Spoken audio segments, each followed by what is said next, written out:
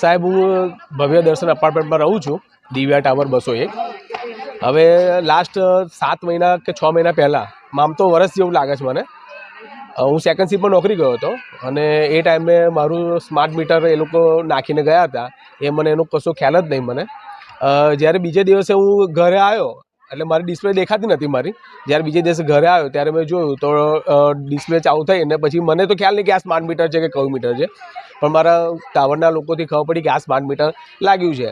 એટલે હું જીબીમાં ગયો અને જીબીમાં જઈને મેં આની રજૂઆત કરી હતી મેં કે સ્માર્ટ મીટર મારે નહીં જોતું, મારે પેલું સાદું મીટર મને નાખી આપો, પણ એમને મને કીધું કે બધાને હવે આખા ઓલ ગુજરાતમાં આપણે આ જ નાખવાનું થશે। કે બીજી વસ્તુ કે મેં કહું આમાં પ્રીપેડ સિસ્ટમ છે તો એ પણ મને પોસાય નહીં, કે મને નહીં ગમે, કે વધારે બિલ આવે છે, આપણે જોયું હતું મીડિયામાં, તો એનો પણ મેં વિરોધ કર્યો હતો એ ટાઈમે અને ત્યારે પણ એ કોઈ કશું ગણકાર્યું નહીં। બીજી વસ્તુ કે મને ખબર થઈ સુધી 6 મહિને મારું બિલ આવ્યું હતું અને 6 મહિના પછી મારું બિલ આવ્યું અને એ ટાઈમ પર મને એવું હતું કે એક સાથે મોટું બિલ આવશે તો હું ભરી નહીં શકું, એટલા પછી હું ત્યાં જીબીમાં ફરી ગયો હતો અને એમને મેં વાત કરી હતી કે હું આવી રીતના અડધું પેમેન્ટ કરું તો ચાલશે, તો કહેશે હા ચાલશે કે। એટલે પછી જે મારું મહિને જે બિલ આવતું હતું મારું 1500-1700 રૂપિયા, એવી રીતના હું દર મહિને આશરે જ બિલ મારું પે કરતો હતો, જે જૂનું બિલ હતું એ પ્રમાણે। પછી જ્યારે નેક્સ્ટ બિલ આવ્યું તો એ પ્રમાણે પછી મારું બિલ અત્યારે આવે છે।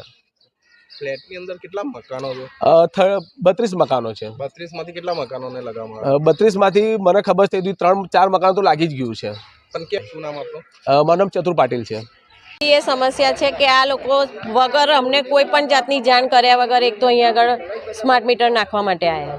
અમારે બધા મીટરો બધાના સારા જ ચાલે છે, પછી સ્માર્ટ મીટર નાખવાની કોઈ જરૂર જ નથી ને, અને અમે એનો વિરોધ કર્યો કે ભાઈ અમારે અહીંયા નથી નાખવા, તો કે એમણે એમને ધમકી આપી કે તમે નહીં નખાવો તો અમે આખું કે તમારું કનેક્શન કાપી કાઢીશું। શું કહેવું છે જે રીતના આવી રીતના? અમારે નથી આપવું, અમારે નખાવું જ નથી, ધમકી ના અપાય ને લોકોના। હા, અને અમારા ઘરના બધા વ્યક્તિઓ, અમારા જેન્ટ્સ કોઈ છે નહીં અને બધાની ગેરહાજરીની અંદર આવી રીતે અમને એવું કહી જાય એ બરાબર ના કહેવાય ને। શું કેવું છે જે રીતના આટલી જૂની સોસાયટી છે, આવા જવાના રસ્તાની અમારે અહીંયા આગળ કોઈ કરતા કોઈ સગવડ જ નથી એવું કે તો ચાલે, નથી સ્ટ્રીટ લાઇટ, નથી રોડ, રસ્તા, પાણી, કશાની વ્યવસ્થા નથી।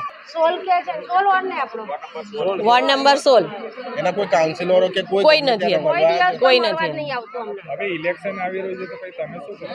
ઇલેક્શન આવી રહ્યું છે તો અમે તો કોઈ વોટ જ નથી આપવાના, બહિષ્કાર કરવાના જ છે। અમે આખી સોસાયટી વાળાએ બધાએ નિર્ણય જ કર્યો છે કે આ વખતે કોઈએ વોટ આપવાનો નહીં। કેટલા મકાનો છે અમારે? બધા થઈ 208। ઘૂસવા જ નહીં દઈએ હવે। મંજુલાબેન દીપકભાઈ પારેખ।